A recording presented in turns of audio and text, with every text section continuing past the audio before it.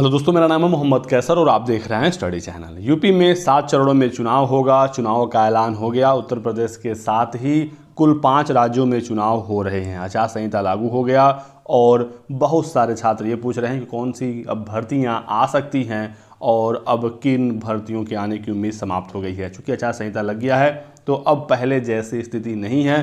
अब भर्तियां नहीं निकल सकती हैं और किस किस भर्ती के निकलने की उम्मीद है, इस पर भी हम लोग बात करेंगे। तो वीडियो में लास्ट तक बने रहिएगा। चक्षु पब्लिकेशन लेकर आ गया है सुपर टेट 2022 के लिए बेस्ट बुक प्राथमिक शिक्षक भर्ती के लिए। दोस्तों ये किताब आपकी काफ़ी ज़्यादा हेल्प करेगा। सभी विषय यहाँ पर कवर हैं प्राथमिक शिक्षक भर्ती के। साथ ही साथ 68,500 और 69,000 पेपर का यहाँ पर सोल्यूशन भी है, तो आप यहाँ पर देख सकते हैं। इस चार्ट में दोस्तों आप समझ पाएंगे क्लियरली कि किस विषय से कितने नंबर का सवाल शिक्षक भर्ती की परीक्षा में पूछा जाता है। तो यदि आप प्राथमिक शिक्षक भर्ती की तैयारी कर रहे हैं उत्तर प्रदेश में, तो ये किताब आपकी काफ़ी ज़्यादा हेल्प करेगा। तो सुपर टेट के लिए गाइड बुक तो चक्षु पब्लिकेशन की आती ही आती है। इनका प्रैक्टिस सेट भी आता है जो आपकी परीक्षा में काफ़ी मदद करेगा। इन किताबों को खरीदने का लिंक डिस्क्रिप्शन बॉक्स में दिया गया है और यदि आपको ऑफलाइन लेना है मार्केट से तो वहाँ पर भी ये इजीली अवेलेबल हो जाएगा। तो देख सकते हैं दोस्तों कि 37,000 शिक्षकों के पदों पर रुक गई हैं भर्तियां। आचार संहिता लग गई और अब भर्तियां नहीं आ सकेंगी और सरकार जहां पर पिछले 5 सालों में भर्तियां नहीं निकाली, अब आचार संहिता का बहाना देकर फिर से भर्तियां नहीं निकाली जाएंगी। तो अब ये बिल्कुल भी कहना गलत होगा कि आचार संहिता की वजह से भर्तियां नहीं आ रही हैं। जब सरकार के पास इतना समय था तब तो उन्होंने कोई भर्ती निकाली नहीं। टाल मटोल हुआ, भर्तियों को लास्ट समय तक लाया गया। लेखपाल आदि की भर्तियां आई, लेकिन जिन भर्तियों का इंतज़ार ज़्यादा था स्पेशली शिक्षक भर्ती की और 97,000 प्राथमिक शिक्षक भर्ती की, ये भर्तियां आखिरकार नहीं आई। और देख सकते हैं कि यहाँ पर क्या क्या चीज़ें दी गई हैं। सबसे पहले बात करते हैं प्राथमिक शिक्षक भर्ती की। 97,000 की मांग काफ़ी समय से हो रही थी, लेकिन सरकार ने 17,000 का वादा किया था। ये भर्ती भी नहीं आई और अब प्राथमिक शिक्षक भर्ती नहीं आ पाएगी क्योंकि आचार संहिता लग गया है। काफ़ी दिनों से आंदोलन हुआ, लेकिन फाइनली सरकार ने फैसला किया कि हम बिना भर्ती के ही चुनाव में जाएंगे। इको गार्डन में पिछले 33 दिनों से धरना हो रहा था, सभी को धरना स्थल से हटा दिया गया। इको गार्डन खाली हो गया, अब धरना भी नहीं हो सकेगा।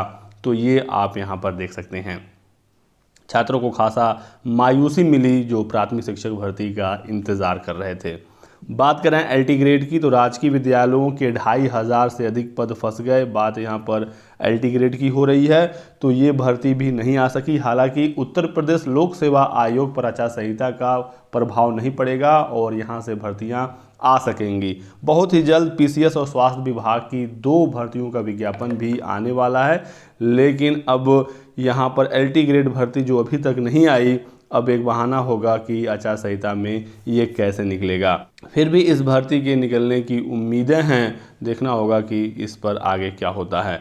एडेड जूनियर 1894 पदों पर भर्ती यहाँ पर दोस्तों फंस गई है। हालांकि ये भर्ती चाहे पीएनपी और शासन तो करा सकती है, स्पेशली जो अधिकारी हैं वो चाहें तो इस भर्ती को पूरा करा सकते हैं क्योंकि ये भर्ती की प्रक्रिया पहले से ही चल रही है। ये कोई नई भर्ती नहीं है, परीक्षा हो चुका है, रिजल्ट आ चुका है, लेकिन इस भर्ती को भी फंसा दिया गया और इसमें अभी आगे एक विज्ञापन निकालना है। जो पास स्टूडेंट हैं उनसे आवेदन लेना है, फिर इनका काउंसलिंग करा के ज्वाइनिंग लेटर देना है। तो कम से कम इनका विज्ञापन लेकर, आवेदन लेकर सूची जारी तो आराम से हो सकती है। ज्वाइनिंग लेटर में समस्या आ सकती है, लेकिन आगे की प्रक्रिया को बढ़ाया जा सकता है। लेकिन इसमें भी अब मामला फंसेगा और आचार संहिता की वजह से अब ये भर्ती भी लटकेगी। अनुमति तो सूची के लिए नहीं लेनी पड़ेगी क्योंकि ये भर्ती पहले से गतिमान है, लेकिन अब आपको पता ही है कि अब पीएनपी कितना तेज़ी से काम करता है। लगातार धरना हुआ, पिछले 3 दिनों से अभ्यर्थी पीएनपी पर बैठे हुए थे, लेकिन आचार संहिता जैसे ही लगा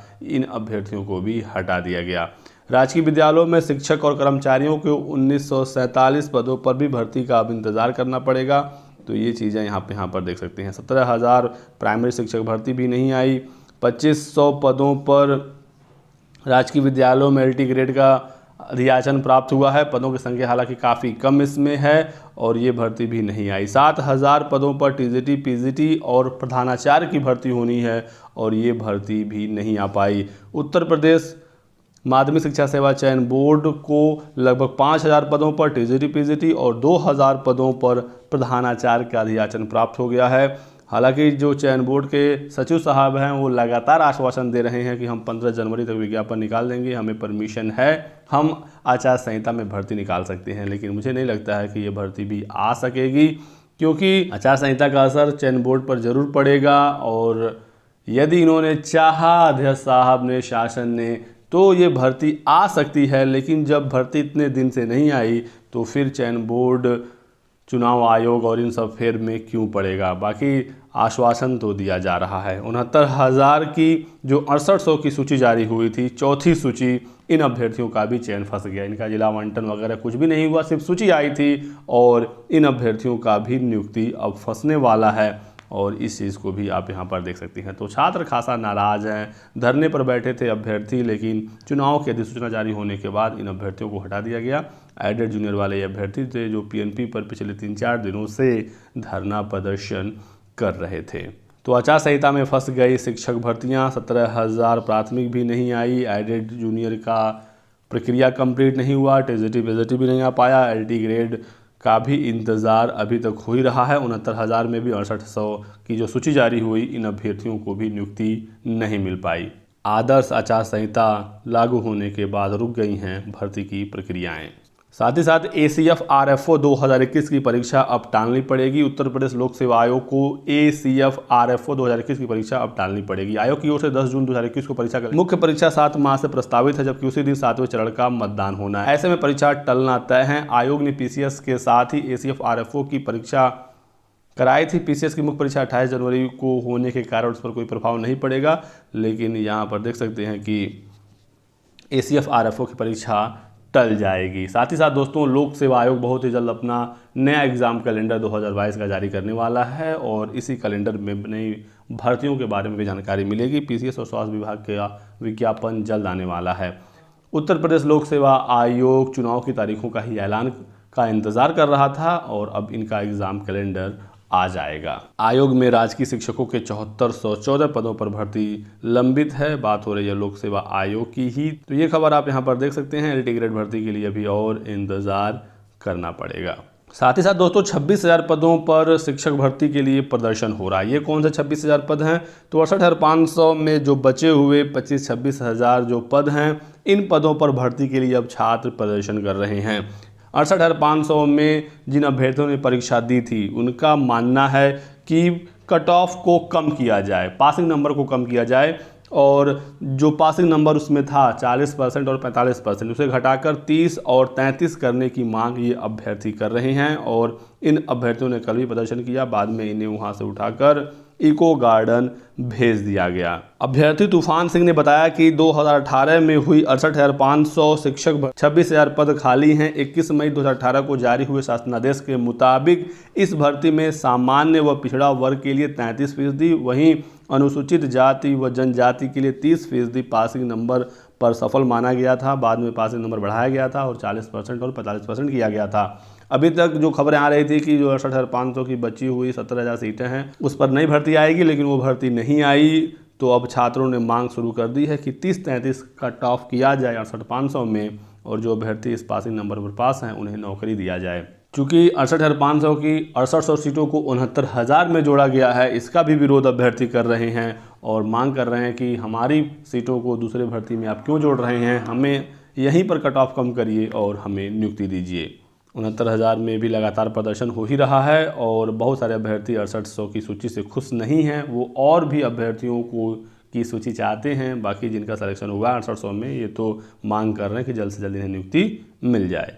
प्रधानाचार्य भर्ती 2013 में अनियमितता पर घेराव, देख सकते हैं खबर। सहायता प्राप्त माध्यमिक स्कूलों में प्रधानाचार्य भर्ती 2013 के अभ्यर्थियों की सूचनाएं वेबसाइट पर प्रदर्शित न होने समेत अन्य विसंगतियों को लेकर माध्यमिक शिक्षक संघ ने शनिवार को उत्तर प्रदेश माध्यमिक शिक्षा सेवा चयन बोर्ड का घेराव किया। 2013 की भर्ती को अब कंप्लीट किया जा रहा है। तो सत्यापन की तिथि 2 दिन और बढ़ाई गई है। सहायता प्राप्त माध्यमिक विद्यालयों में प्रधानाचार्य भर्ती 2013 के आवेदन पत्रों के सत्यापन की अंतिम तिथि 2 दिन और बढ़ा दी गई है। उत्तर प्रदेश माध्यमिक शिक्षा सेवा चयन बोर्ड के सचिव नवल किशोर के अनुसार अभ्यर्थियों से प्राप्त ऑफलाइन आवेदन को ऑनलाइन अपलोड किया जा रहा है। वेबसाइट पर फॉर्म देकर अभ्यर्थियों को अपनी सूचनाएं 8 जनवरी तक सत्यापित करने को कहा गया था। इसे बढ़ाकर अब 10 जनवरी कर दिया गया है। गौरतलब है कि बड़ी संख्या में अभ्यर्थी वेबसाइट पर अपना नाम न होने की शिकायत कर रहे थे।